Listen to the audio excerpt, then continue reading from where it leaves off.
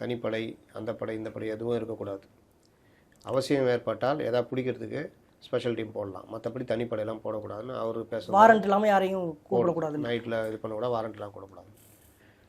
இன்னொரு பக்கம் இவர் தனிப்படைகள் எது இருந்தாலும் அன்அஃபிஷியலாக எல்லாத்தையும் கலைச்சிருங்கன்ட்டாங்க.